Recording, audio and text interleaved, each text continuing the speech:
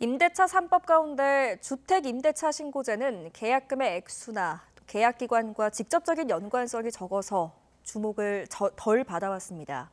하지만 전세 사기가 기승을 부리면서 이 제도의 중요성이 부각되고 있는데요. 제도의 필요성과 편의성을 제대로 모르는 사람이 아직 많다고 합니다. 김기봉 기자가 전해드립니다.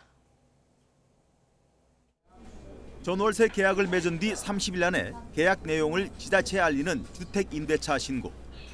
2021년 6월부터 시행 3년이 지났지만 여전히 익숙지 않습니다. 그런 게 있다는 거 알고 신고해야 된다는 것만 알지 구체적으로 잘 모릅니다. 알아서 해주겠지. 확정일자와 별도로 신고를 해야 한다는 생각에 번거로움을 느끼거나 확정일자만 받으면 임대차 신고가 자동으로 된다는 오해도 적지 않습니다. 확정일자만 받으러 오신 분들이 많으시고요.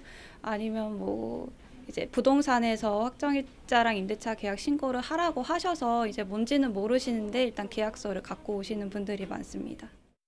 하지만 사실은 그 반대로 계약서를 첨부해 주택임대차 신고만 하면 확정일자는 자동 부여되고 수수료도 면제됩니다.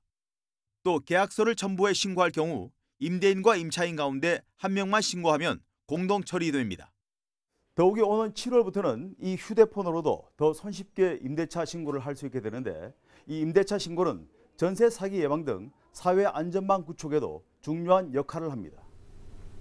신고된 임대차 실거래가는 국토부 포털과 부동산 앱 등을 통해 일반에 공개돼 터무니없는 액수의 전세금 계약 피해를 막아주는 가이드라인 역할을 합니다.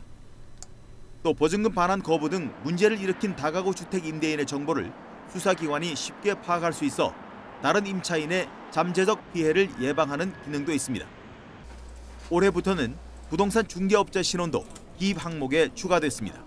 실질적으로 이제 작년에 이제 전세 사기가 이제 많이 일어나고 했을 때 이 전세 사기에 가담한 그런 중개사도 이제 좀 상당하다는 그런 이제 의견도 있고 막상 수사할 때 신고 항목이 없다 보니까 이제 그런 애로사항이 있다라는 그런 좀 건의가 있고 해서 임대차 신고 위반엔 최대 100만 원의 과태료가 부과되지만 정부는 자발적인 제도 정착을 위해 내년 5월 말까지 계도 기간을 1년 더 연장했습니다. YTN 김기봉입니다.